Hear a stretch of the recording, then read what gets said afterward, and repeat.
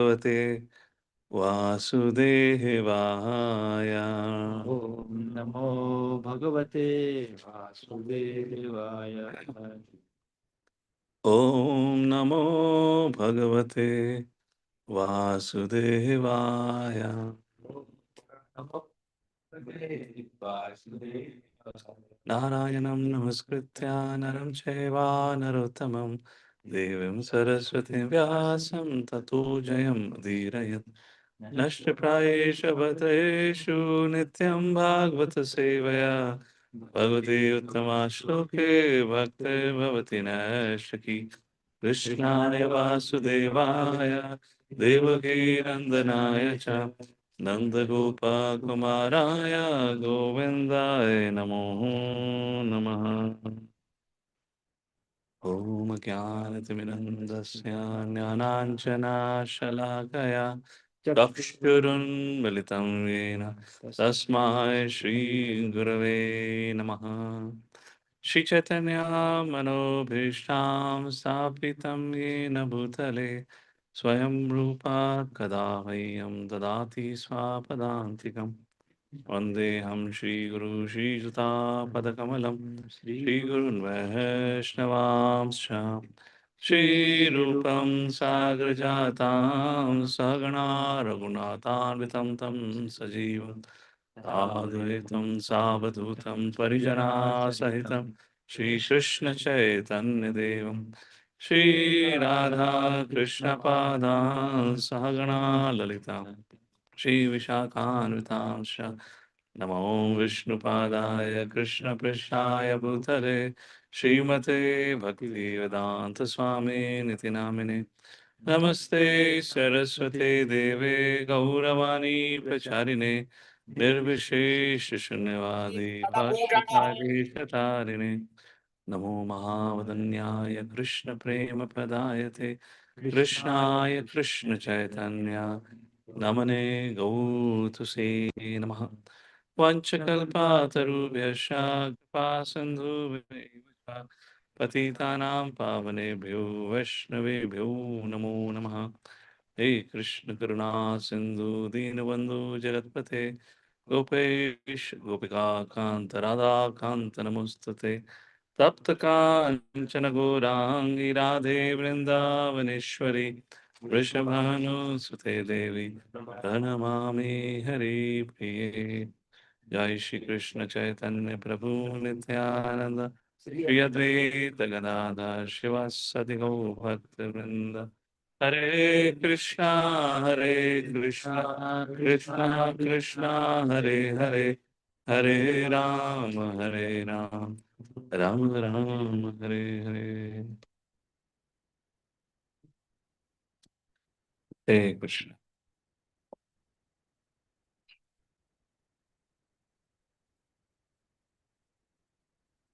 Too yellowish.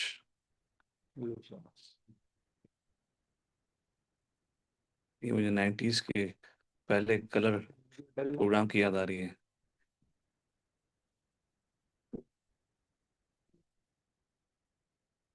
Yeah, this is called progress, not material, but spiritual progress. All right, devotees. So we are on the fourth canto, 27th chapter, titled as Attack by Caṇḍavega on the city of King Purañjana and the character of Kālakanyā. I mean, I wish I could show you videos. This whole chapter could be summed up with two videos. They're too good, but we don't have facility to show video the way we are sitting. So we'll talk about it. So in the previous chapter, we saw how King Puranjan, after committing sinful activities, he came back to his senses and returned back to his wife, to his queen, back in the kingdom. And he began to repent and regret. And finally, he said words of praise to pacify his grieving wife. And that was a story. So there was a whole set of analogy which we discussed. So that was a discussion. So now what happened next is described. So the patch up between the husband and wife have occurred. So although the Puranjan, although was in advanced consciousness, but yet it was not enough, uh, you know, to take to spirituality. He was still caught up with fruitive activities. So this chapter is going to talk about how the king Puranjana spends his rest of his life. Being too attached, only attached to his wife, to family members, and whatnot, he spends his life days and nights without knowing the fact that every passing day, every rising of the sun and setting of the sun is actually taking away his life away from him. Like that, the story goes on. So, first few verses talks about how people in ignorance don't even pay attention to what's happening to them, and life is slipping away from their hands. And then, when he was living his life comfortably, thinking everything is fine, then one day his kingdom is attacked by the king, Gandharva king, by the name of Caṇḍavega. And Caṇḍavega had a daughter who was looking for a husband. So Caṇḍavega is time. You can write on these things, certain is an allegory, analogy, so you have a high level understanding. So Caṇḍavega is time. So time attacked the king. Time is passing away. The king is becoming old. And Caṇḍavega, the king, had uh, unmarried daughter by the name of Jara. And this Jara, nobody wants to get married to Jara. Jara, you understand old age? So nobody wants to get married to Jara. So Jara is wandering from here and there looking for husband. Finally, she goes to the king by the name of Bhaya. Please accept me as your wife. Bhaya says, you're too sinful to handle. I will make you my sister. You become my sister, and we both will cause havoc all over the world. Now imagine Bhaya and Jara. When Jara comes, Bhaya also comes. So along with the sister, the brother comes. So like that, the whole story of this chapter goes on. And our Puranjana is completely oblivious what's happening to him. So there are some very beautiful purports. There will be some strong statements about materialistic way of life and how devotees see. So there's some beautiful purports where Prabhupada writes how Jara cannot affect devotees. However, when Jara comes, the old age comes, for non-devotees, their life is filled with fear. But for devotees, they do not have fear like that. So this is the main subject matter of this chapter. So let's take a look. We'll discuss.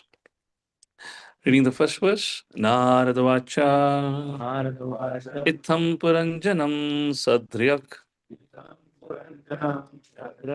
Vashmanya Vipramahe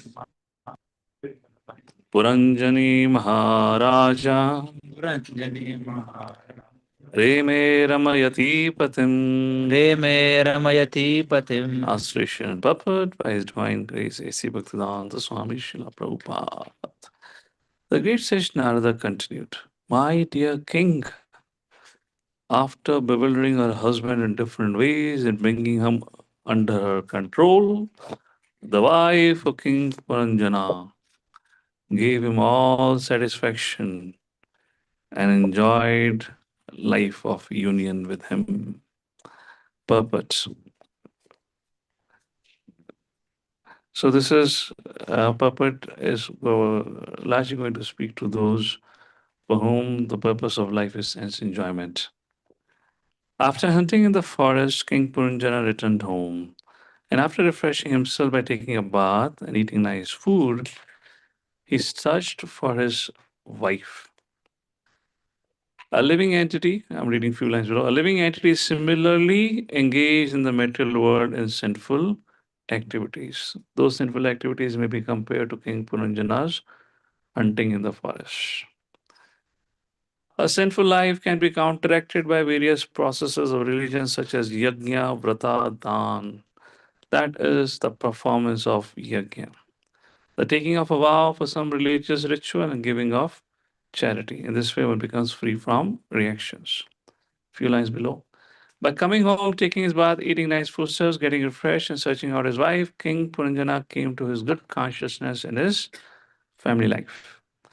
In other words, important, a systematic family life, as enjoined in the Vedas, is better than irresponsible, sinful life. This refers to live in relationships. If a husband and wife combine together in Krishna consciousness and live together peacefully, that is very nice. However, if a husband becomes too much attracted by his wife and forgets his duty in life, the implications of materialistic life will again resume. What does it mean whenever it is mentioned becoming attracted to opposite gender?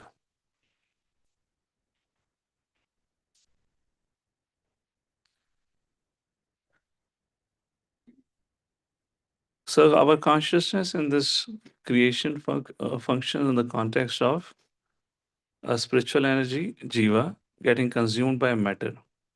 And when it is consumed by matter, then its senses gets attracted to sense object. Although there's another living entity standing in front of us, when person becomes overly attached to that person, it doesn't see much as jiva, but sees as an object of sense enjoyment.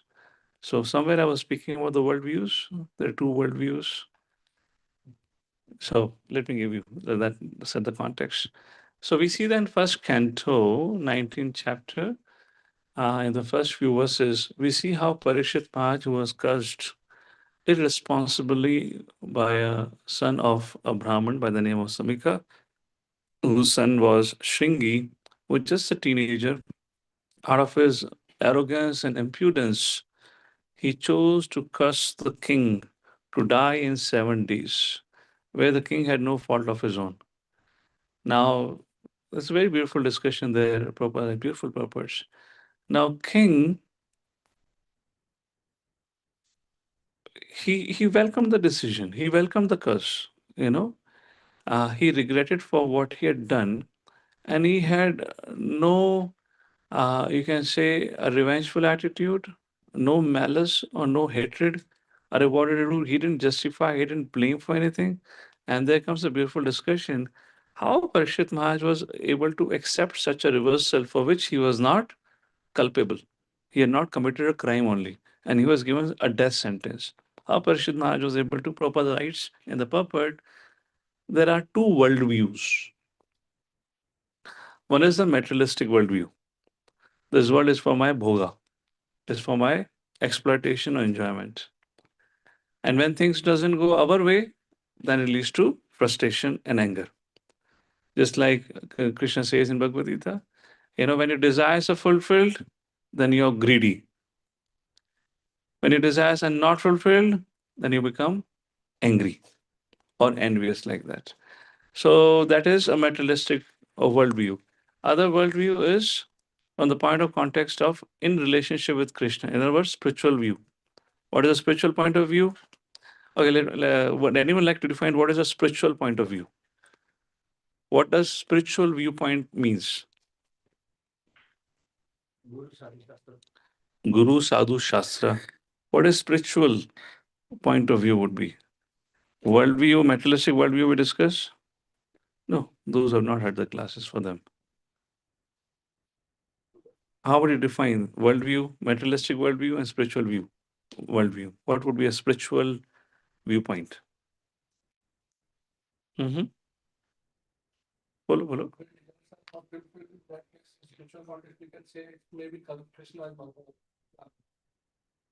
No, may nahi. May means also assumption ho gaya na? Okay, his plans. Okay. What else? Material, so it's जो body के लिए benefit That's okay. What is spiritual point of view? soul के लिए जो benefits हैं. Soul ke liye jo hai na. What is spiritual point of view? Mm-hmm. That which is for fulfilling Krishna's service. That which is okay. What else? How would you define spiritual worldview? Material is opposite for our sense gratification, whatever. Okay. What else? So spiritual worldview is everything happens with the will of the Lord. Nothing is independent. I am dependent. Spiritual worldview is where individual is able to see the hand of the Lord anywhere and everywhere. So he doesn't see the world is happening independently. He doesn't see himself or herself being independent from the laws of the Lord. So, spiritual point of view is the living entity sees everywhere the presence of the Lord, understanding everything functions under the will of the Lord. Nothing is independent. If I've been put into a particular situation in my life, that is the will of the Lord. The Lord has a plan for it. Parikshit Maharaj, understanding the background, he understood this is Krishna's plan. So, what is the need for me to become revengeful or develop hatred or malice? And His Holiness Radhanath Maharaj, in one of his Prerna lectures, he quotes a famous example of Booker T. Washington, African American who was jailed, sent to prison somewhere at the age of 12 or 13 for a crime which he had never committed. And he was given a life sentence. So there he writes a book which became very famous. This is before 1910, around that time or prior to that. And in that book, he wrote a statement: I will not let anyone kill my soul by making me hate them.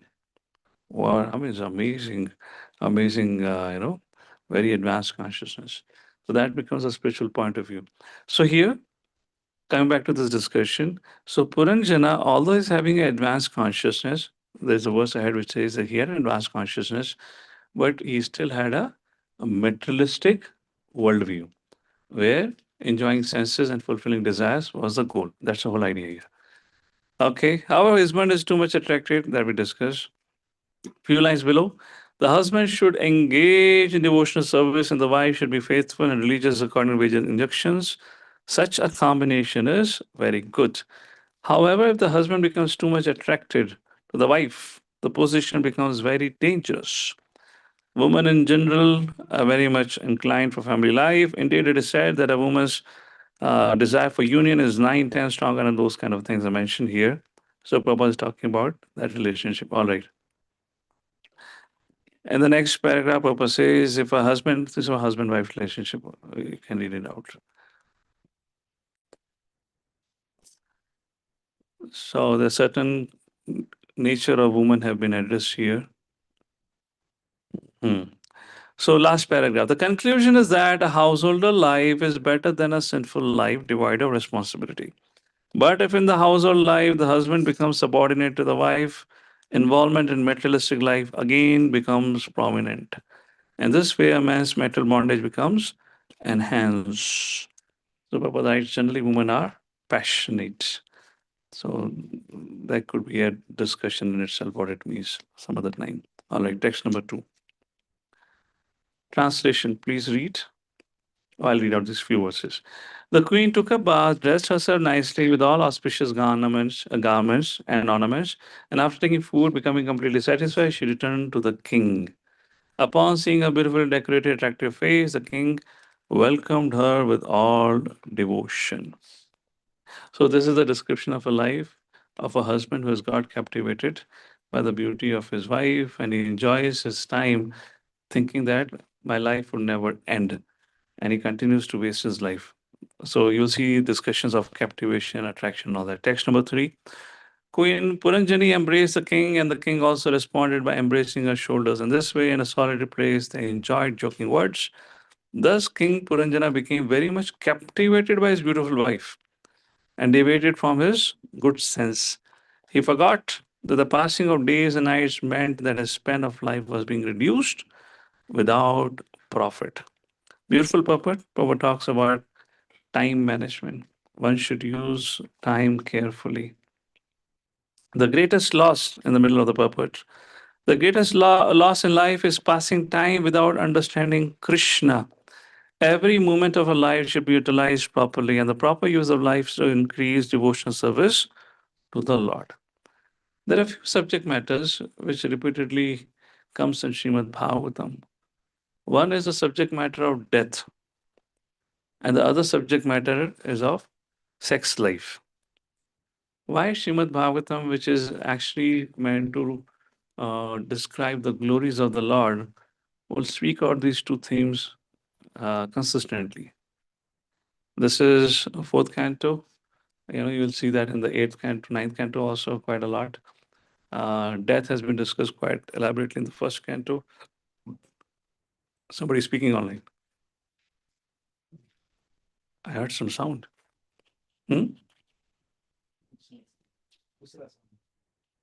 Acha, theek hai. So, any thoughts? Why these two subjects have been discussed? Now, sex life looks like mundane literature. Death looks like depressing. Why Srimad Bhagavatam talks about this? Yes, Anshul Prabhu. Krishna consciousness is like what we discussed so far is not art of living, whether we discuss Bhagavat and not art of dying. Mic कहाँ पर है? तुम लोग जरा आगे आओ. Back support छोड़ो. Nitin move forward. तुम लोग सही में जरा से शादी करके बैठे हुए हो. ये क्या नाम है? तुम आगे उठ के फ्रंट में आओ. Karunamayi, Karunanidhi, come and sit here right. Laptop को जरा छोड़ कर आओ. तुम्हारे लिए अलग चैप्टर लिखना पड़ेगा जिसका विवाह लैपटॉप के संग हुआ. Why do you need a laptop? If you have to make notes, get pen and paper. Too passionate. Keep your things behind. Come and sit in front. Yes. So mostly in Krishna consciousness, we are more concerned about art of dying rather than art of living. So art of dying in this death comes. So how to live Krishna consciously? So in keeping in mind art of death, and secondly, the main hindrance in this is the sex life. That is why it is mentioned again and again. The main Hindrance. The main hindrances. Okay. Fine. What else? Death creates fear. So why discussion of death again and again? Because it creates fear. And why there's a discussion about sex life? Because that is one of the greatest weaknesses that a living entity has, attraction to opposite sex. So dangers of engaging unrestrictedly without regulation. Therefore, again, it is mentioned to create fear, warning. So both as the subject matter comes to create a sense of fear and to create a sense of urgency. So regulated sex life is recommended rather than unrestricted, is to help us become regulated and focused. Because if we engage unrestrictedly, it disturbs the mind, it distracts the mind. Therefore, this subject matter comes. So what we're seeing here right now, also this description of family life, is to warn not to get caught up in this because that is a default state. That is our default conditioning. What is the default conditioning? Keep living your life as if we're never going to end, we're never going to die. So therefore, these kind of warnings are mentioned again and again. Text number 4, translation. Please read. Where's the mic?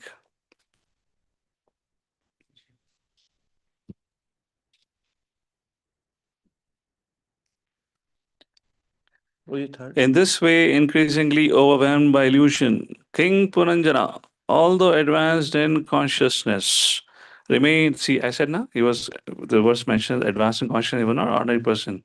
He was advanced in consciousness, but a distracted living entity. In this way, increasingly overwhelmed by illusion, King Purañjana, although advanced in consciousness, remained always lying down with his head on the pillow of his wife's arms. In this way, he considered woman to be his ultimate life and soul. Becoming thus overwhelmed by the mode of ignorance, he could not understand the meaning of self-realization of his self or of the Supreme Personality of Godhead. Let's read from the second paragraph. King Purañjana. King Purañjana was a great soul, highly Your intellectual. voice. Skip in here. There's enough space here. Scoop inside. Yes, continue. King Purañjana was a great soul, highly intellectual and possessed of advanced consciousness. But due to his being too much addicted to woman, his whole consciousness was covered. In the modern age of consciousness of people is too much covered by wine, women, and flesh. Consequently, people are completely unable to make any progress in self-realization. The first step of self-realization is to know one as a spirit soul apart from the body. In the second stage of self-realization, one comes to know that every soul, every individual living entity is a part and parcel of the Supreme Soul. So you see that moving from the materialistic worldview to spiritual worldview, making a transition. That's the idea about here. All right, let's move forward. I guess I was speaking in Bhagavad Gita also. What is Gita? Gita is part of darshan. What is darshan? These are different types of philosophies. With Sad darshan, we say 6 types of philosophy. So many times Krishna speaks about darshan. Tad vidhi paripatena pariprashnena sevya upadeshanti te jnanam gnanina tattva darshinaha. How does Bhagavad Gita begins with? Darshan. Arjuna wanted to see darshan of those who are standing in the opposite arm. It began with darshan. So what is Gita is all about? Gita is about changing our darshan. What is darshan? Darshan is not about seeing.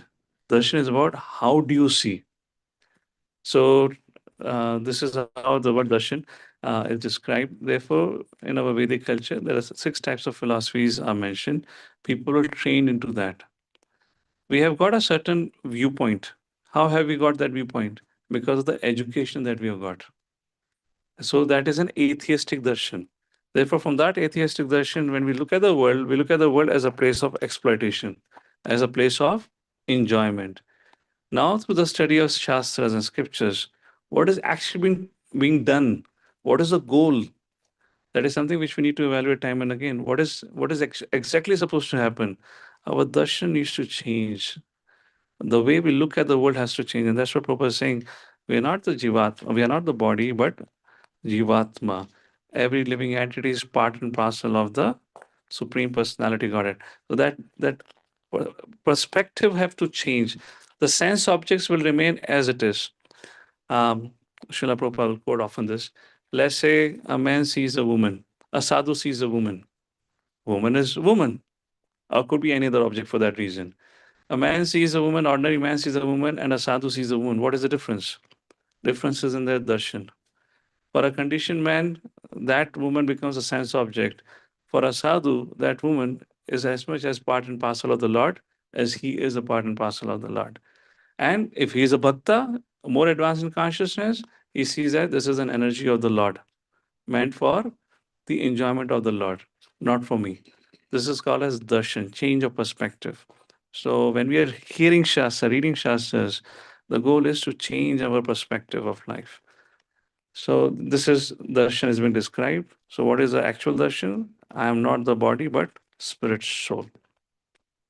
Prabhupada writes in the last few lines, the heart is the bedstead, and it is the most valuable bedstead. When a man thinks of woman and money, he lies down and rests on the arms of his beloved woman or wife. In this way, he overindulges in sex life and thus becomes unfit for self-realization. Text number 5. So when you're going through this, please see this from the point of view of darshan. You know, what has been described about Purañjana and where are we supposed to come to? That's the idea. My dear King Prachani Bharishat. So now Nadmani is speaking to Prachani Bharishat directly. In this way, King Purañjana, with his heart full of lust and sinful reactions, began to enjoy sex with his wife. In this way, his new life and youth expired in half a moment. Which means this beautiful song, Idhana Yuvana. What is that? Bhajahure mana, Shri Nanda Nandana, Abhaya Charanara Vindare. This is the stanza from there. Idhana Yavana Putra Parijana, Ithi Kiyache Parati Tire, Kamala Dala Jala, Jivana Tala Mala, Bhaja Hari Padani Tire. Bhajao Ham Hari Padani Tire. Okay. So in this verse, Srila Govindas actually says that there is no bliss in the enjoyment of youthful life. Very important purport for the youth. In youth, a person becomes very lusty to enjoy all kinds of sense objects. Where does the lust resides? Yeah, lust resides in all the 5 senses, mind and intelligence. Lust resides here. So why Krishna says mithyachara? What is that?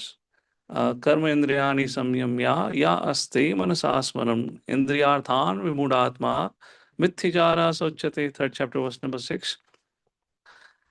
I mean, I used to wonder when I read that verse for the first time, like why Krishna is saying is a Mithijara? What does it mean? And then one day I had an experience and I realized, for example, you try to restrict your eyes. Okay, मैं बुरा नहीं देखूंगा. I'll not look at the sense objects or something. And then you restrain it for a while. Then that lust which is stored here manifests from here. And then you overeat prasadam. This is how it happens. Different senses. So why Krishna is saying about Mithachara, which means we cannot restrict senses. We got to purify senses. Unless the lust component will reduce, we'll not be able to counteract lust. It's thinking that मैं बुरा नहीं देखूंगा, बुरा नहीं सोचूंगा, तो फिर बुरा खा जाओगे. It will come with a tremendous force, because what you're trying to restrain here, that all will build up here or another of the working sense, and it will manifest there. We'll be forced to do it. So that's the idea. Again, same thing. Atakena prayoktayam papam charati purusha. I know I don't want to do it, but I'm forced to do it. And what does Krishna say? Kamesha krodesha anurjana. It happens because of Kam. That's the idea. So youth. The modern scientific method of advancement of scientific civilization encourages the enjoyment of these 5 senses. This is your atheistic darshan. This is where we have got trained up to enjoy life. Jitana bhi bhog sakte ho, bhogo. We all have come from that background. The younger generation is very pleased to see a beautiful form, to hear radio messages of material news and sense gratificatory songs, smell nice scents, nice flowers, and to touch the soft body and all that. And all of this is also very pleasing to the animals. Therefore, in human society, there are restrictions in the enjoyment. If one does not follow, he becomes exactly like an animal. So that is the point which is mentioned here. Papa talks about the time. If you look in the middle of the next paragraph, the words Navam Vayaha are also significant. They indicate the period of youth from age 16 to 30. These 13 or 15 years of life are years in which one can very strongly enjoy the senses. बेचारे कलयुग का प्राणी वो भी नहीं कर पाते. 30 साल तो उनको लग जाते हैं जीवन में सेटल होते होते. फिर बुढ़ापे में जाके उनकी शादी होती है. तो हम भोग भी नहीं कर पा रहे बाहर की दुनिया वाले. When one comes to this age, he thinks that his life will go on and that he will simply continue enjoying his senses. But time and tight wait for no man. The span of youth expires very quickly. One who wastes his life simply by committing sinful activities becomes disappointed and disillusioned when the brief period of youth is over. The material enjoyments of youth are especially pleasing to a person who has no spiritual training. If one is trained only according to the bodily conception of life, he simply leads a disappointed life, because bodily sense enjoyment finishes within 40 years or so. After 40 years, one simply leads a disillusioned life because he has no spiritual knowledge. For such a person, the expiration of youth occurs in a half a moment. Thus, King Purañjana's pleasure, which he took in lying down with his wife, expired very quickly. So Prabhupada's purport continues about this. Thus, laws and scriptures are meant for human being. As such, if one violates his laws, he becomes sinful. So again, the conclusion is that unrestricted sense enjoyment means sinful activities. I was reading the first few lines of the last paragraph, text number 6. Please read. The great sage Narada then addressed King Prachani. O one whose lifespan is great, in this way King Purañjana begot. Now calculate करो कितनी cricket team है? 1100 पुत्र and 110 पुत्रियां. अगले श्लोक में आएंगी वो. I was talking about the sinful way of, how people engage through contraceptives and whatnot. Text number 7. O Prajapati, King Prachani Varishats, in this way King Puranjan also begot 110 daughters. All of these were equally glorified like father and mother. Their behavior was gentle and they possessed magnanimity and other good qualities. Papa, then the Papa is talking about Garvadhan Samskar and Varna Sankarana, like this. Okay, fine. Text number 8. Those who are about to get married, they can read this chapter. Huh? There's some important instructions. I'm not going into those details. I'm just giving you an overview. Text number 8. After this, King Puranjan, king of the Panchala country, in order to increase the descendants of his paternal family, married his sons with qualified wives and married his daughters with qualified husbands. So we're talking about how Puranjana spent his time. So now description is he had his sons and daughters, then finally got his sons and daughters married. Then those sons and daughters had grandsons and granddaughters, and all of them came and looted the father or the grandfather. Puranjana worked all his life, earned so much wealth, and then he created an army of thieves who apparently the family members, but in return they looted the father or the grandfather. That's the idea here. This is what happens here. Papa writes in the purport in text number 8. According to the Vedic system, everyone should marry. One has to accept a wife because the wife will produce children, and the children in their turn will offer foodstuffs and funeral ceremonies so that the forefathers, wherever they may live, will be made happy. The offering of oblation in the name of Lord Vishnu is called Pindodak, and it is necessary that the descendants of a family offer Pinda to the forefathers. So Prabhupada is speaking about Pindadan here. Third line in the next paragraph. In this way, one can elevate an aristocratic family to the platform of dynasty. It is significant in this verse that Purañjana got both sons and daughters married. It is the duty of a father and mother to arrange for the marriage of their sons and daughters. क्या कहते हैं इसको? कन्यादान and Vivaha Samskar, right? These are all Vedic Paddhatis.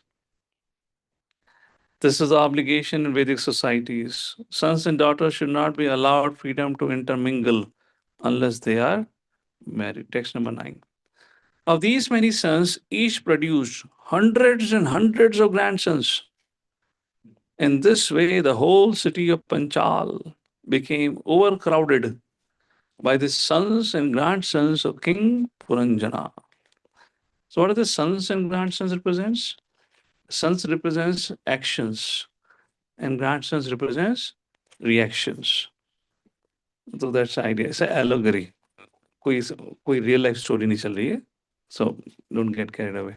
Fine. So Panchal क्या है? Kingdom, where the king will perform his duty. So Panchal refers to the body.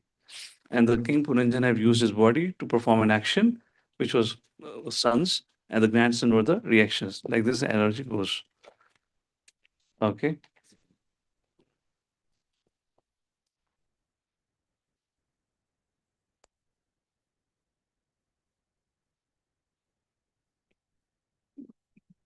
This is all about materialistic life, so let's read it actually. What is materialistic life? Text number 9, you see a verse. Karmakanda, Jnanakanda, Kevala Vishera Bhanda, Amritavalya Yevakhai. The paragraph next to it. Somebody please read out. Thus, the field of action and reactions by which one's descendants are increased begins with sex life. Purunjana increased his whole family by begetting sons, who in their turn begot grandsons. Thus, the living entity, being inclined towards sexual gratification, becomes involved in many hundreds and thousands of actions and reactions. In this way, he remains within the material world simply for the purpose of sense gratification and transmigrates from the one body to another. His process of reproducing so many sons and grandsons results in so-called societies, nations, communities, and so on. All these communities, societies, dynasties, and nations simply expand from sex life. As stated by Prahlad Maharaj, Yan Maithunadi Grahmedi Sukhamitucham, a Grahmedi is one who wants to remain within this material existence. This means that he wants to remain within this body or society and enjoy friendship, love, and community. His only enjoyment is increasing the number of sex enjoyers. So Srila Prabhupada was in Gujarat visiting a family with his disciples. It was a rich aristocratic family. And the man came and he began to introduce. So, ये मेरा बेटा है, ये मेरी बेटी है, ये बेटा का बहू है, ये बेटी का दामाद, मतलब मेरा दामाद, बेटी का पति है, ये मेरा पोता है, ये मेरी पोती है. And he went on describing his big dynasty. Prabhupada turned to his disciples and he said, he's describing his sex life.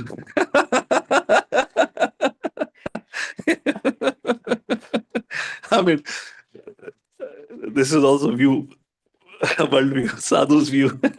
And I mean, it's correct. Huh? This is what is happening in this puppet also. Huh? Sons, grandson, and the whole dynasty.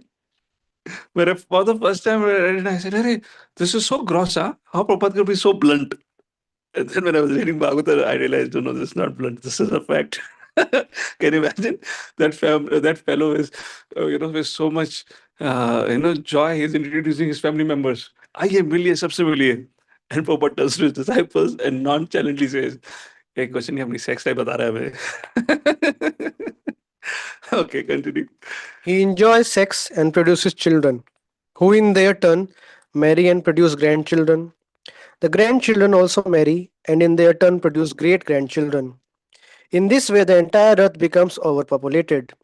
And then suddenly there are reactions provoked by material nature in the form of war, famine, pestilence, and earthquakes, etc. Thus, the entire population is again extinguished simply to be recreated. This process is explained in Bhagavad Gita as Bhutva pliyate. Last 3 lines. due to lack of Krishna consciousness, all this creation and annihilation is going on under the name of human civilization. This cycle continues due to man's lack of knowledge of the soul and the supreme personality of Godhead. Text number 10. These sons and grandsons were virtually plunderers of King Purañjana's riches, including his home, treasury, servants, secretaries, and all other paraphernalia. Purañjana's attachment for these things was very deep-rooted. Prabhupada writes in the middle of the puppet.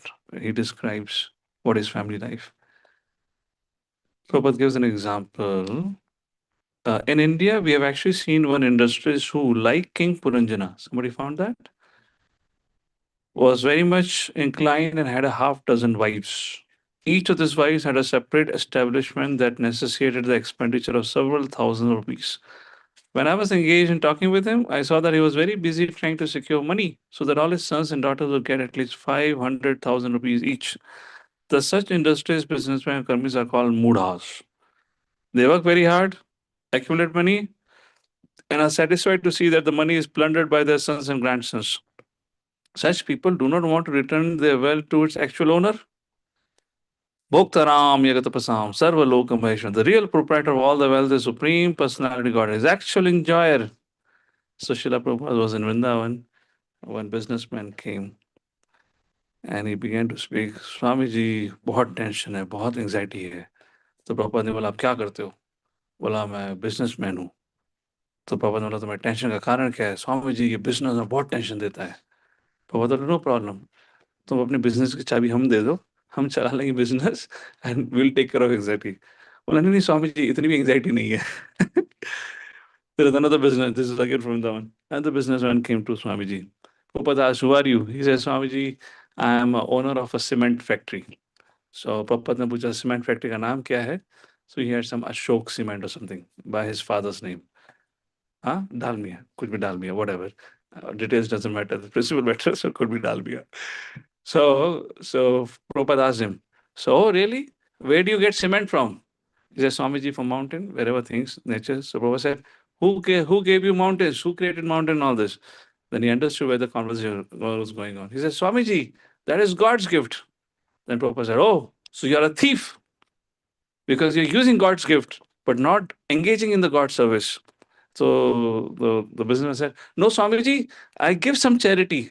Prabhupada said, oh, so you're a small thief. But you're still a thief, huh? I mean, so many times it happened, Prabhupada, this is back you'll find conversation in Vrindavan. Prabhupada will say this, people will retire and then they'll come to Vrindavan to take shelter of ashram. And then he asked, why have you come here? Swami, we have come to take shelter. Well, you have come to take shelter, but why you are becoming dependent on us? You spend all your life to earn wealth. Where is the wealth? Swami, that wealth is for my kids, huh? They need to take care.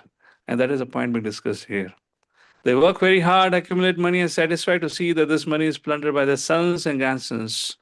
They do not want to return back home, back to Godhead. Few lines below.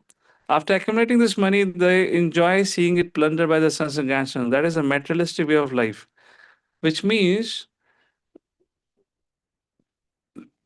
people will grow old, but they will not engage that money in the service of the Lord. They will not do any charity. Something could happen.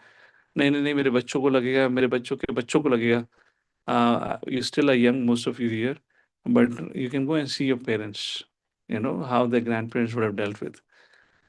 So many times we come across cases where an old person, very wealthy, have died and left the wealth for no one. They just can't use it in the service of the Lord, but they're too attached to the idea it should go to our family members. In a materialistic life, one is encaged within the body and deluded by false ego. Thus, one thinks, I'm this body. So, this bodily conception is Prabhupada talking about it. Thus, becomes very difficult for the living entity to extricate himself from this entanglement. This is again materialistic darshan. Text number 11. The great sage Narada continued, my dear king, Prachanibharishad, like you, King Puranjan also became implicated in so many desires. Thus, he worshipped devtas, forefathers, social leaders, and various sacrifices, which are all very ghastly because they were all inspired with the desire to kill animals. Because Prachani Varishad was engaged in performing sacrifices, so Nadmuni is speaking directly to him. So, puppet, please read the puppet. Puppet gives the whole summary here. In this verse, the great sage Narada You got it louder.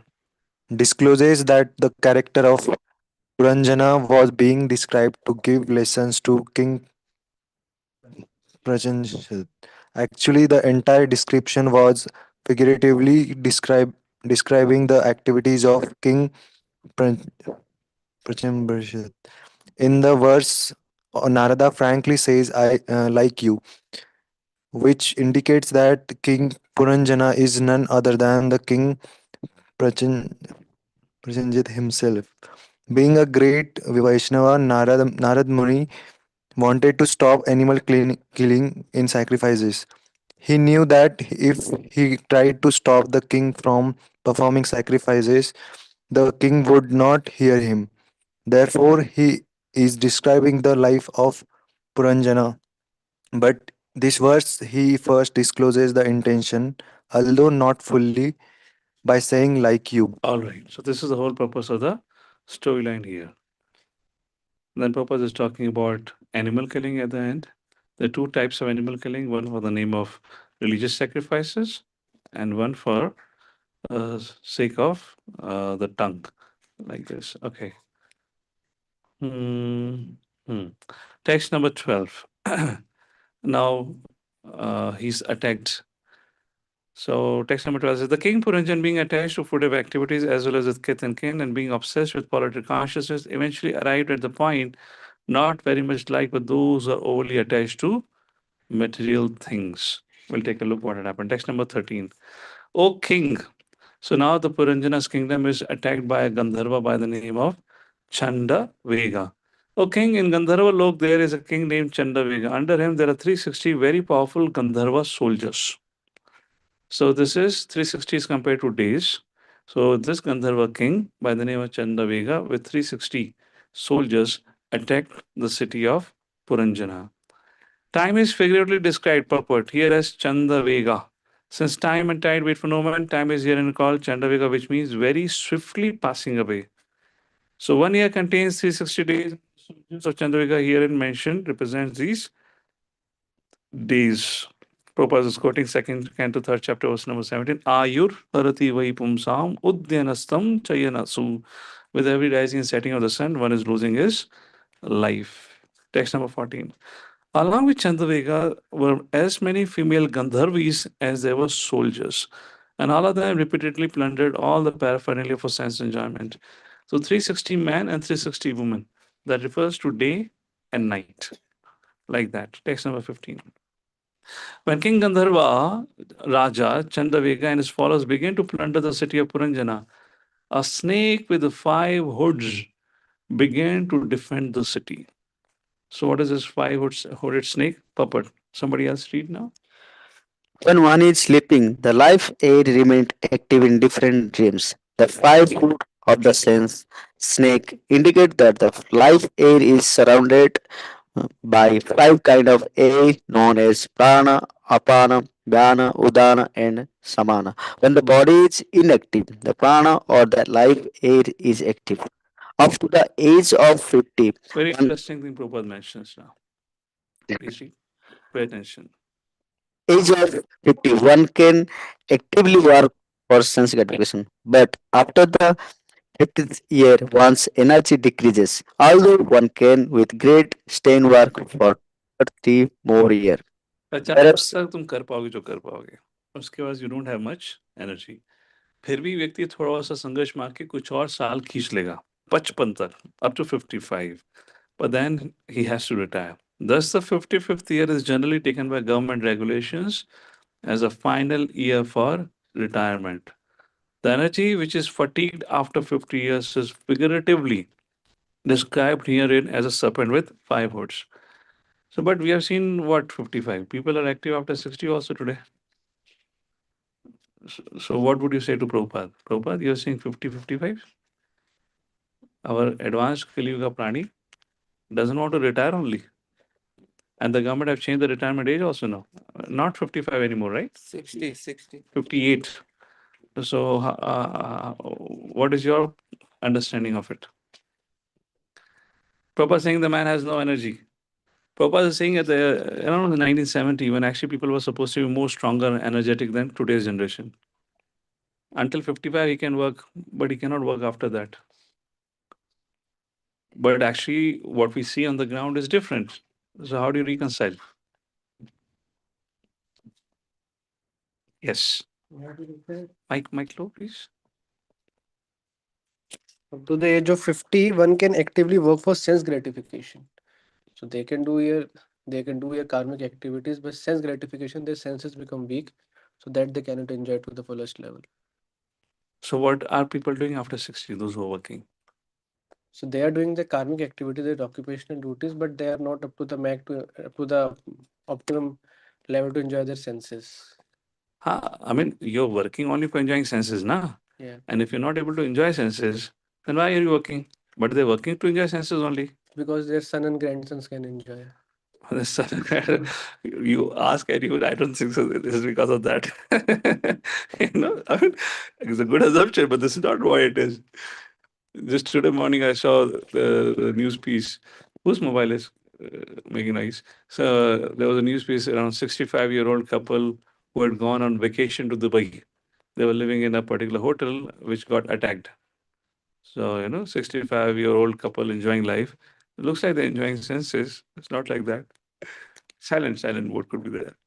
What else? Yes. Generally seen that वैसे तुम नौजवानों को बुढ़ापों का क्या पता यार? एक मैंने ऑब्जर्व किया है कि ऑब्जर्व करे, okay. the people, they don't have anything to do. Okay. They have free time, so their mind becomes very. So what was happening in 1970? So they go back to that. What was happening in 1970? They had more free time. At least today we have so much distraction. नहीं, वो अभी social media में सब अपने अपने इसमें और nuclear families बन गई है, तो उस टाइम पे जॉइंट फैमिलीज रहती थी, तो माइंड को जॉइंट फैमिली थी. एंगेज करने के लिए पोता पोती हुआ करते थे. Valid point. Which is true. अभी न्यूक्लियर फैमिली है तो Nuclear family, kids are not with the parents. Which is a valid point because of the nuclear family. The elders have nothing to do. They have nobody to. Anyways, ठीक है. तुम लोग बाद में ढूंढ लेना जब बूढ़े हो जाओगे. हम आगे चलते हैं फिलहाल. अभी प्रश्न चल रहा है हम इन चीजों से कैसे बचें. ठीक है, कहाँ पे थे हम? 16. We read 16, right? 16. The 5-headed serpent, the superintendent and protector of the city of King Purañjana, fought with Gandharvas for 100 years. He fought alone with all of them, although they numbered 720. So, which means the depleting energy is struggling with every passing day. And what happens? He fought and fought. Finally, one day he'll have to give in. That is how the story going on. Text number 17. Because he had to fight alone with so many soldiers, all of whom were great warriors. The serpent with 5 hoods became very weak. Seeing that his most intimate friends were weakening, King Purañjana and his friends, citizens living within the city, became very anxious. So, Prabhupada writes in the purport, with old age, senses becomes weak, but desires never subside. They remain strong as it is. I believe whatever how much old we are, we have the experience, isn't it? There is no decrease in our desire and the intensity of the desire, regardless of what age we are. Text number 18. Translation, somebody read. King Puranjan collected taxes in the city known as Panchal and thus was able to engage in sexual indulgence. Being completely under the control of women, he could not understand that his life was passing away and that he was reaching the point of death. Purpose is talking about this. This is again atheistic darshan. People don't see what's going to happen at the time of death. Okay, text number 19. My dear king, So now Caṇḍavega have attacked, and now Caṇḍavega's unmarried daughter Jara would enter the scene, which is also known as Kālakanyā. Please read. my dear king Parisat. At this time, the daughter of formidable time was seeking her husband throughout the three worlds. Although no one agreed to accept her, she came. So there is one girl in this creation who nobody wants to get married. When she approached the king by the name of Bhaya, he became Bhaya of this woman. So dangerous is woman. And her name is Jara, which is old age. Text number 20. Translation, please. The daughter of time, Jara, was very unfortunate. Consequently, she was known as Durbhaga, ill-fated. However, she was once pleased with a great king, and because the king accepted her, she granted him a great benediction. Text number 21. Narad Muni says, once this lady approached me also. I'm a brahmachari. I ran away. I said brahmachari cannot get married. Text number 21. When I once came to this earth from Brahmaloka, the highest planetary system, the daughter of time, wandering over the universe, met me. Knowing me to be an avowed brahmachari, she became lusty and proposed that I accept her. Let's read the purpose. The great sage Narada Muni was a Naishtika brahmachari, that is, he never had sex life. He was consequently an evergreen youth. Old age, Jara, could not attack him. The invalidity of old age can overcome an ordinary man. But Narada Muni was different. Taking Narada Muni to be an ordinary man, the daughter of time confronted him with her lusty desire. It requires great strength to resist a woman's attraction. It is difficult for old men, and what to speak of young. Those who live as brahmacharis must follow in the footsteps of the great sage Narada Muni, who never accepted the proposals of Jara. Those who are too much sexually So addicted. for brahmacharis, all ladies are like mothers. If in case you get disturbed, then Jara. Okay, these are no exception. And this Jara is Kālakanyā. You'll see ahead, which destroys. As I said, now I could have, if I had opportunity to show you videos, I could have shown you two videos which are summed up the whole discussion. One is the journey of life in this world, and second, how Kālakanyā destroys. Text number 22. The great sage Narada continued, when I refused to accept her request, she became very angry at me, and she cursed me severely. Because I refused her request, she said that I would not be able to stay in one place for a long time. Very interesting. Please read the puppet. The great sage Narad Muni has a spiritual body. Therefore, old age, disease, birth, and death do not affect him. Narad is the most kind devotee of the Supreme Lord, and his only business is to travel all over the universe and preach God consciousness. In other words, his business is to make everyone a Vaishnav. Under the circumstances, there is ordinarily no need for him to stay in one place for more than the time he requires to preach, since by his own free will he is already traveling all over the universe. The curse of Kālakanyā is described as fortunate. Like Narad Muni, many other devotees of the Lord are engaged in preaching the glories of the Lord in different places and in such different universes. Such personalities are beyond the jurisdiction of material laws. So I was telling somebody recently, we were driving somewhere, and how I was also cursed by somebody, and that curse became a blessing.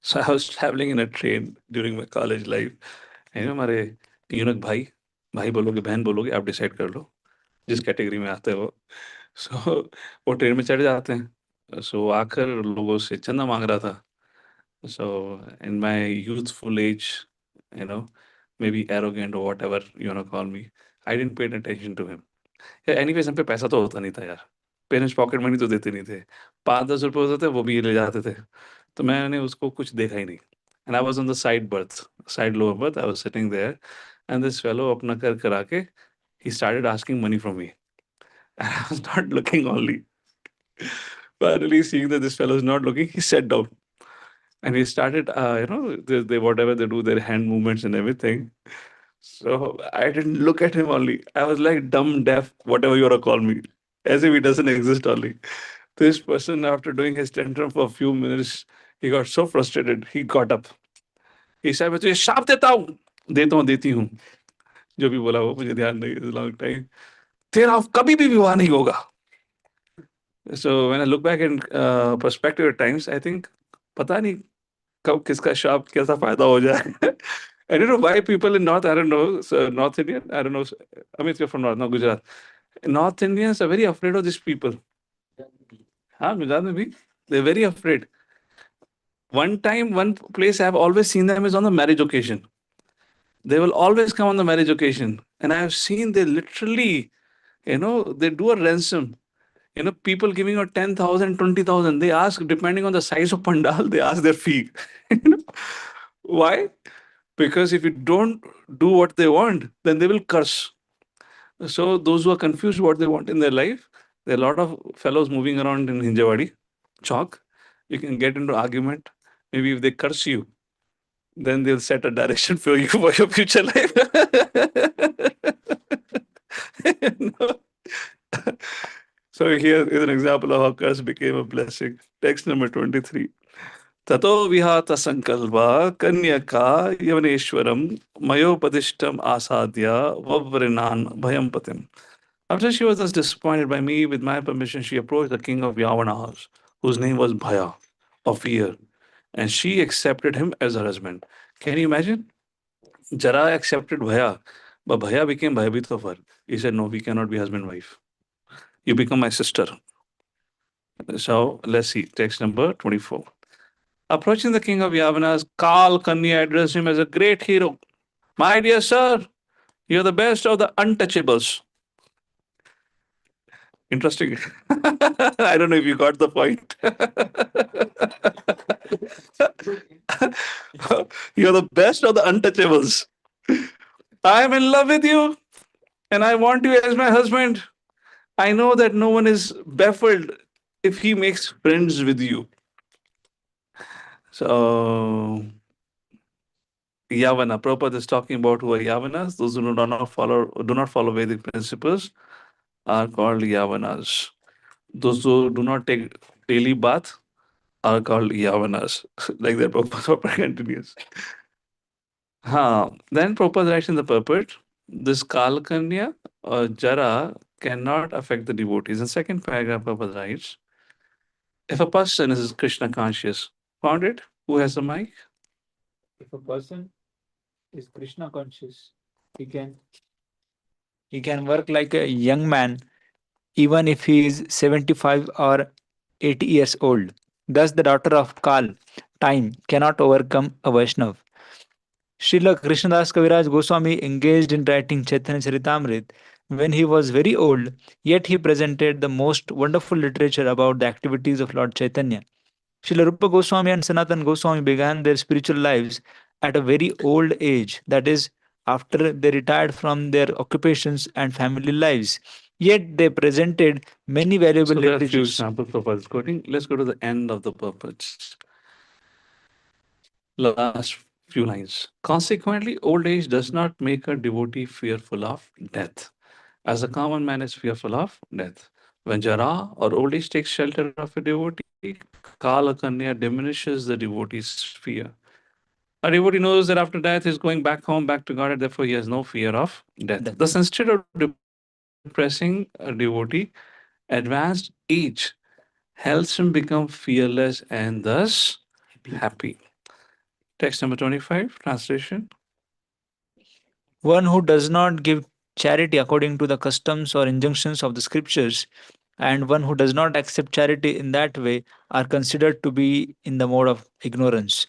Such persons follow the path of the foolish. Surely they must lament at the end. Read the last paragraph of the purport. One Shastric injunction holds. One Shastric injunctions holds that a householder, a Kshatriya, or an administrative head should not refuse to accept a woman if she was gently requested to become a wife. Since Kalkanya, the daughter of time, was deputed by Narad Muni to offer herself to Yavan Raja, the king of the Yavanas, could not refuse her. All transactions must be performed in the light of the Shastric injunctions. The Shastric injunctions are confirmed by the great sage like Narad Muni. Okay, so that's how, because Narad Muni told us, so that's how Guru Sadhu Shastra, text number 26. Kalkanya continued, O gentle one, I am now present before you to serve you. Please accept me and thus show me mercy. It is a gentleman's greatest duty to be compassionate upon a person who is distressed. Text number 27. After hearing the statements of Kalkanya, daughter of time, the king of Yavanas began to smile and devised a means for executing his confidential duty on behalf of Providence. He then addressed Kālakanyā as follows. So, what is the duty of? Not we already discussed why old age is there. Old age exists. Why in the spiritual world there is no concept of old age, but in materialistic life there is old age. Jara exists. Why Jara exists? Huh? Okay. Why does old age exist? Everything has a purpose. Why does old age exist? Why youthful age exists? Youthful age exists so that the purpose for which you have come to this world to enjoy your senses, you're given an opportunity. Then why old age exists? Yes, I did say that in the beginning. To give us the warning of death. To give us a warning of death. Why old age exists? To create a fear of materialistic life. Because when old age comes, then it's a reminder, whatever you have done, everything will be taken away. And old age happens gradually. You begin to lose your appetite, you begin to lose your sight, you begin to lose your ability to hear, taste, and whatnot. And you have to continue. And there is no difference in your desires. Desires are still strong, the intensity is still there, but your body cannot fulfill that. So the old age is there to create a fear of material existence with an idea so that a person now can take Krishna consciousness seriously. So that's the purpose of old age. And Prabhupada is saying, therefore, for a devotee, old age does not bring bhaya. Why? Because he, first of all, was not trying to enjoy life. He was already serving. And he knows that old age is an opening for him to go back home, back to Godhead. Old age is a reminder that he's going to face the final exam. You see the difference? That's the whole idea how they both see. Text number 27. After hearing the statement of Kālakanyā, so he then addressed Kālakanyā as follows. Text number 28. The king of the Yavanas replied, after much consideration, I have arrived at a husband for you. Actually, as far as everyone is concerned, you are inauspicious and mischievous. Since no one likes you, how can anyone accept you as his wife? Text number 29. This world is a product of furtive activities, therefore you may imperceptibly attack people in general. Helped by my soldiers, you can kill them without opposition. Text number.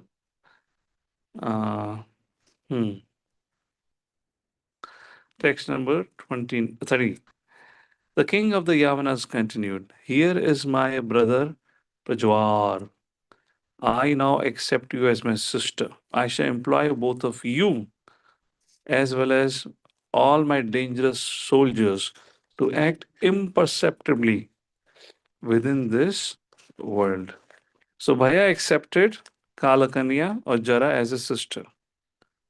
and asked his कहते हैं brother Prajwar, to become the husband. What is Prajwar? The fever. The word Prajwar is very significant, for it means a fever sent by Lord Vishnu. Such a fever is always set at 107 degrees, the temperature at which man dies. So, old age and the moment of death. That is Prajwar, high temperature. Thus, the king of the Malachas and Yavana requested the daughter of time to become his sister. There was no need to ask her to become his wife, for the Yavana and Malachas do not make distinctions as far as associating with women is concerned. Thus, one may ultimately be sister, mother, daughter, and still have union. Yamana's brothers were Prajawar, and Kālakanyā was invalidity itself. Combined and strengthened by the soldiers of Yamanraj, namely non hygienic conditions, and ultimately a high degree of temperature to bring one death, they would be able to smash the materialistic way of life. In this connection, it is significant that Narada was immune to the attack of Jara or invalidity. Similarly, Jara or the destructive force cannot attack any follower of Narad Muni or pure Vaishnava. Thus ends the Bhaktivedanta purpose of the fourth canto, 27th chapter. So now Purañjana is going to die. Story doesn't end there. Purañjana will die thinking of his wife, and he will take birth in the next life as a woman. So those of you men now, you can do a little analysis what would have happened in the last life. And those who are women now, they would be king of some nation, like Prachari Varishat. So this is how interesting thing goes on. Okay, so we'll see that next chapter next time.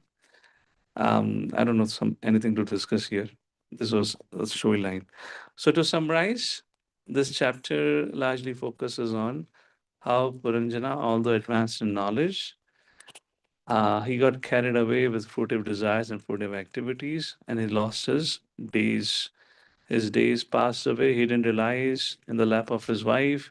He was thinking that is the whole and soul purpose of life. And the days passed. The days turned into nights. Nights turned into another day. Like this, his life spent, or the life was wasted away in sense gratification. Finally, he became old. And now in text number 28, we'll see he was attacked by time, Caṇḍavega, and his daughter Jara came into the picture, Kālakanyā. So Purañjana had become old now, and because he has not practiced spiritual life, he will be forced to take birth again in this world. So Narad Muni is telling all this to Prachani Parishat, who is the king of the whole world. And now he's telling because Purañjana and Prachani Parishat, you both had similar lifestyle. So what happened to Puranjan? He died thinking of a lady and he took birth as a woman. Prachani Parishat, this is what's going to happen to you. You see, it creates a fear. So that's what. So is fear wrong? No. Even fear has a purpose. I believe I already made this statement during our the last even in Grand Tamanna. When I was going through that medical process, that's the time I had this reflection. And Krishna says, Om Purnam Adha Purnam, Purnat Purnam Adachate, Purnasya Purnamadaya Purnameva Vashishyate. This world is complete in itself.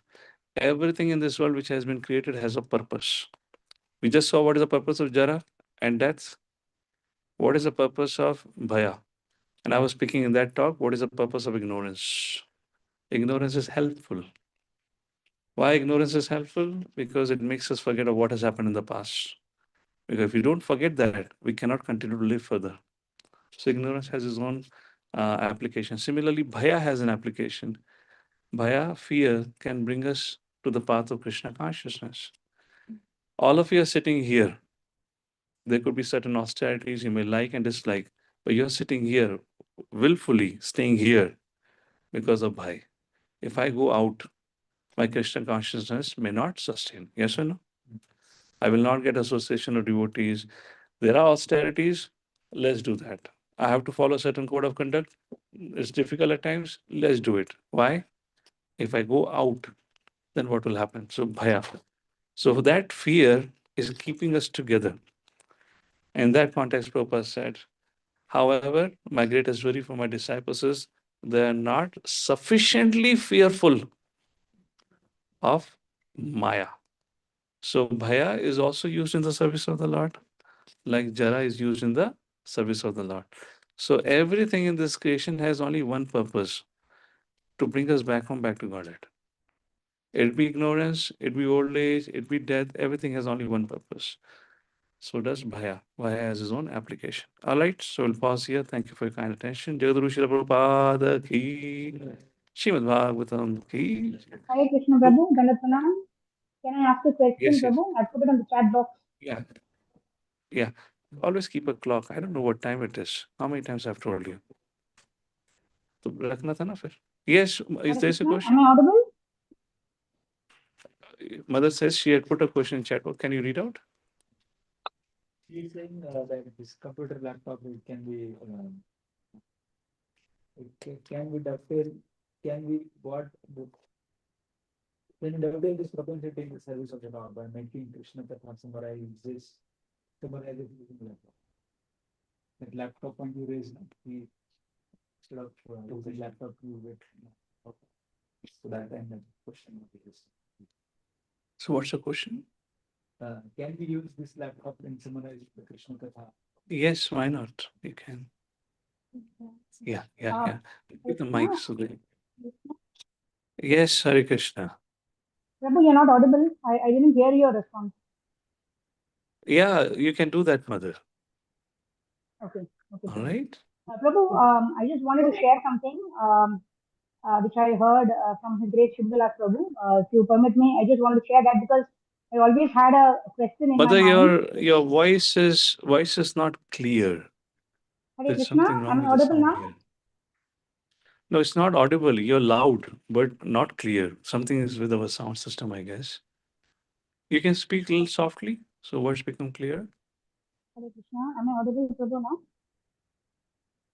Again, audibility is not an issue. You're loud enough. The clarity. I'm not getting the words. Yeah, go ahead once again. Hare Krishna, Krishna Krishna, Yes. Hare Hare. Hare Krishna, Prabhuji. So I was always having this query that devotees also go through Janma, Mrityu, Jara, and Vyadi, and non-devotees also go through that. So we always hear that it is only the consciousness that is different. Yeah. So His Grace Srila Prabhu answered this question which I had for a long time, which I wanted to share. So Prabhuji was telling that generally we hear that at the time of death, our kapha, vata, pitta and all are imbalanced. Everything, we don't have the consciousness. Mother, we not cannot able understand to a lot. understand. Okay, Not Prabhu. able, I don't know. Okay. This is at our end or what's going on? So I Yeah. moved to a new So if it's location. not, I don't know. yeah, I don't know what's, I can't hear the words. If it is not too long, Mother, you can type in. I can read out then, huh? Okay. Okay, Prabhu. Is it okay now? I just moved to the Wi-Fi point. Upper going through is saying maybe you remove the headphone, then speak directly to the phone. Maybe it's just because of the Okay. headphone.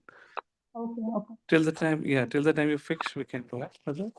So, Prabhuji, like when we see the lives of Pandavas and other devotees who have struggled a lot, there could also be a fear of becoming a devotee, like for a new person or even for practicing devotees like us. It could be like we could feel that if I have to become a devotee, I have to give up all these things, or Krishna will take it.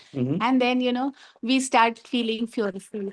And on the other hand, we say always that devotees are fearless. So, how can we See, devotees are fearless. Devotees are not fearful of Krishna consciousness. Who is fearful of Krishna consciousness? Those who don't know what Krishna consciousness is all about. Devotees are not fearful of Krishna consciousness. Who would generally have this fear of taking to spirituality? Those who do not want to give up their sense gratification. If they are too attached to sense gratification, there's no question of them being devotee. Why people at large don't want to, accept Krishna consciousness, don't want to attend programs? उनको पता है कि इनके संग जाएंगे ना हमारा सारा धंधा छूट जाएगा. All bad habits will go away. No, I don't want to make a change in my life. They're not devotees. So they're non-devotees who do not want to become devotees, and they think that is the way of life. So, like for practicing devotees, also sometimes say that itna struggle aane wala hai, Krishna might take away this from me and things like that. See, Krishna anyway is going to take things away. either directly or indirectly through his energy. But at the end of the day, you have to give everything away, willfully or forcefully. So, is there any example in the history anyone has taken anything with them to the next life? So, is there anything? Everything has to be given away. That is a system which is designed. So, where's the question? Now, what Krishna does it? He helps us realize that I will not get to take anything away. So he helps us of puts us into a condition where we willfully give up thing ahead of time. So now we can, in the rest of the remaining time, we can focus. Like Parishad Maharaj, he was forced to give up his kingdom, his family life, and he was given 7 days of time where he can prepare. Or as the second situation with Parishad Maharaj could have been, he could have continued ruling the kingdom, and one day the death would have come and taken him suddenly. In either situation, he had to give up everything. He could have been killed by Takshaka, he could have died because of cancer and whatnot, but either way, he has to give up. But Krishna, by facilitating that curse, he created an opportunity for Parishit Maharaj to consciously prepare himself for that final moment. So let's say for Srila Prabhupada also Lord Shri Krishna created a situation where he had to move out of his family life and take to renounce order. Now, because he did that, so everything was taken away. He had to struggle. He had no wealth, nothing. But because that happened, Prabhupada could do so much service for everyone else, even for forget about what he did for all of us, which is very important. But I'm just saying, think what he did for himself. Such a beautiful setup. He passed away. He departed, went back. So he could have gone that way, or he could have gone, being surrounded by his family members. And imagine if he would have been surrounded by family members, he would have died thinking about family members. And then in such a situation, you're again forced to take birth again. So everyone has to give up. There is no question. Nobody's going to take anything. So when Krishna forces us to give up things, that is mercy. He's trying to prepare us so that we don't have to come back again. Like that. Thank you. Yeah. Okay. Mother Medhavni, you want to try? Yeah, can I try now, Prabhu? Is my voice clear now? Yeah, it is better. It's better. Okay. Thank you, Prabhu. I really wanted to share this because it was related to today's class also, and my long-term query had got resolved by His Grace Shubha Vilas Prabhu. So when I asked, when Prabhuji actually answered, saying that, Janma, Mrityu, Jara, Vyadhi are common for devotees and non-devotees. However, a devotee is protected by the Lord. But even after practicing for 20 plus years, generally at least I don't experience that I have my consciousness has evolved so much that I'm able to take miseries in a positive light and all that. So when I asked, so Prabhuji told, as far as death is concerned, when our kapha, vata, pitta are all imbalanced, we cannot remember the Lord. Even as much as we can try when we are living and practicing, we cannot remember at the time of death. So he gave a very beautiful analogy that I wanted to share. So he spoke about a girl who's in love, with her boyfriend, right? So at the time of marriage, the girl is, feeling separation from her maternal family. She's crying. Externally it is the same as a non-devotee's wedding, but as any other wedding. But the girl internally, she knows, what is happening in her boyfriend's home. She's visited the boyfriend's home. She knows what will happen in the morning, what she has to do, how the day ends, and everything. So internally, although she's feeling blissful that she's going to get married to her boyfriend and go to his house, externally, of course, she's feeling the pain. She's of separation from her maternal family. So Prabhuji was saying, giving this analogy and saying that although a devotee also exhibits tears because of the pain in the body at the time of death, internally the devotee also experiences the bliss because the devotee knows what is going to happen in the spiritual world, what is happening in the morning. It's glorification of Krishna, like that. So that was very hope giving, because generally the other three things you're not able to actually physically experience or emotionally experience, but this at least we are very sure. That's what I wanted to share, Prabhu. Thank you so much. Hare Krishna. Dandavat Pranam, Prabhu. Thank you. Thank you. Jagadguru Srila Prabhupada ki, Srimad Bhagavatam ki jai. Hare Krishna.